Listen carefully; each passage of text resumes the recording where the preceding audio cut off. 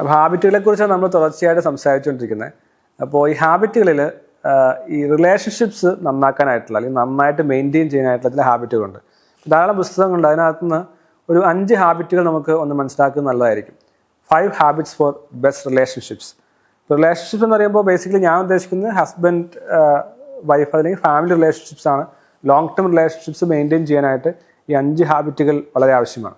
അപ്പോൾ ഒന്നാമത്തെ ഹാബിറ്റാണ് the act of service. ഇപ്പോൾ എത്രമാത്രം മറ്റൊരാളെ സഹായിക്കാൻ സാധിക്കുന്നു, സർവീസ് ചെയ്യാൻ സാധിക്കുന്നു. ഇപ്പോൾ ഉദാഹരണം പറഞ്ഞു കഴിഞ്ഞാൽ, ഇപ്പോൾ ഒരു ഹസ്ബൻഡ് വൈഫ് റിലേഷൻഷിപ്പിലാണെങ്കിൽ പല ജോലികൾ ഒരു വീട്ടിലുണ്ടാവും. ഇപ്പോൾ വീട്ടിലെ പണികളുണ്ടാകാം, ആഹാരം ഉണ്ടാക്കുന്നത്, കുഞ്ഞുങ്ങളെ നോക്കുന്നത്, വീട് വൃത്തിയാക്കുന്നത്, വസ്ത്രം അലക്കുന്നത്, വസ്ത്രം അയൺ ചെയ്യുന്നത്, ധാരാളം ടാസ്കുകൾ ഉണ്ടാകാം. അപ്പോൾ ഒരാൾ ചെയ്യുന്ന ടാസ്കിൽ മറ്റേയാൾക്ക് സഹായം ചെയ്യാൻ സാധിക്കുമോ? ഒന്നുകിൽ സഹായമെങ്കിലും ചോദിക്കാൻ സാധിക്കുമോ? ഇപ്പോൾ ടിപ്പിക്കലി അടുക്കളയിൽ അധികം ജോലി ചെയ്യുന്നത് സ്ത്രീകളായിരിക്കാം, അങ്ങനെയൊന്നും നിർബന്ധമൊന്നുമില്ല. അങ്ങനെയാണ് എങ്കിൽ നമുക്ക് സഹായിക്കാൻ സാധിക്കുമോ, അല്ലെങ്കിൽ സഹായിക്കണമോ എന്ന് ചോദിക്കാൻ സാധിക്കുമോ? അല്ലെങ്കിൽ വെള്ളം ചെടി നനയ്ക്കുന്നത്, അല്ലെങ്കിൽ വീട്ടിലെ പെറ്റ്സിനെ മെയിൻറ്റെയിൻ ചെയ്യുന്നത്, കുഞ്ഞുങ്ങളെ നോക്കുന്നത്, ഇവിടെയെല്ലാം മറ്റേ പാർട്ട്ണർക്ക് ഒരു സർവീസ്, ആക്റ്റീവ് സർവീസ് ഡെമോൺസ്ട്രേറ്റ് ചെയ്യാൻ സാധിക്കുമോ എന്നുള്ളത് പ്രധാനപ്പെട്ടാണ്.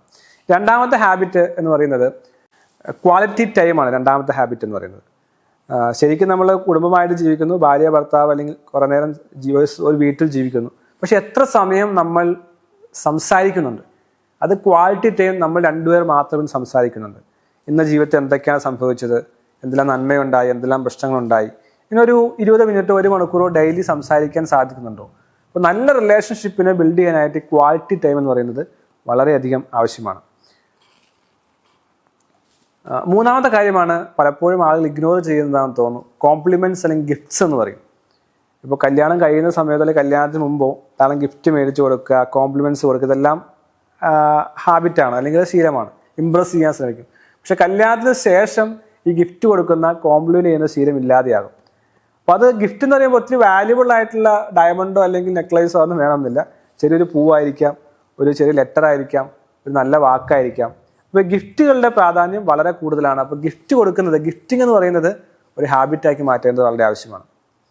നാലാമത്തെ കാര്യമാണ് അഫർമേഷൻ.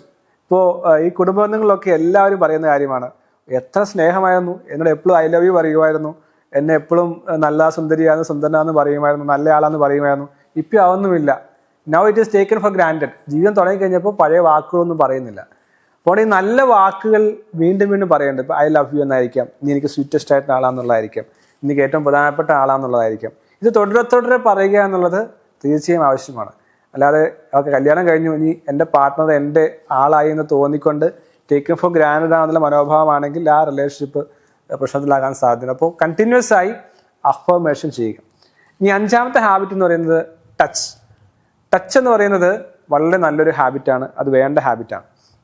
ഇപ്പോൾ ടച്ച് എന്ന് പറയുമ്പോൾ പൊതുവെ ആളുകൾ ചിന്തിക്കുന്നത് സെക്ഷൽ ആയിട്ടുള്ള ഇടപെടലുകളെ കുറിച്ചാണ് ആളുകൾ ചിന്തിക്കുന്നത്. ആ ടച്ച് ആവശ്യമാണ്, പക്ഷേ അതിനേക്കാൾ അപ്പുറമായിട്ട് ഒരു സ്നേഹത്തോടുള്ള ഹഗ് ആയിരിക്കാം, അല്ലെങ്കിൽ ആശ്വസിപ്പിക്കുന്നതായിരിക്കാം, തലോടുന്നതായിരിക്കാം. ഈ ഫിസിക്കൽ ടച്ച് വളരെയധികം മാറ്റം കൊണ്ടുവരുന്ന ഹാബിറ്റാണ്. അപ്പോൾ ഈ 5 ഹാബിറ്റുകൾ നമ്മുടെ ഫാമിലി റിലേഷൻഷിപ്പിൽ കൊണ്ടുവരുവാൻ സാധിക്കുന്നെങ്കിൽ വലിയൊരു മാറ്റം ഉണ്ടാകും.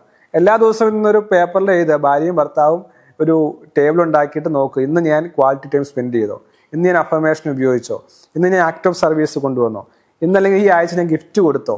നമ്മുടെ ഫിസിക്കൽ അല്ലെങ്കിൽ ഇൻറ്റിമേറ്റ് ആയിട്ടുള്ള മൊമെൻറ്റുകൾ, റൊമാൻറ്റിക് ആയിട്ടുള്ള മൊമെൻറ്റുകൾ എത്രമാത്രം നന്നായി പോകുന്നു. ഈ 5 ഹാബിറ്റുകൾ ഫോളോ ചെയ്യുന്നെങ്കിൽ ഒരു ഫാമിലി റിലേഷൻഷിപ്പ് നന്നാക്കി കൊണ്ടുപോകാനും ഡെവലപ്പ് ചെയ്യാനും സാധിക്കും. Change your habit, change your life. Let us make it happen.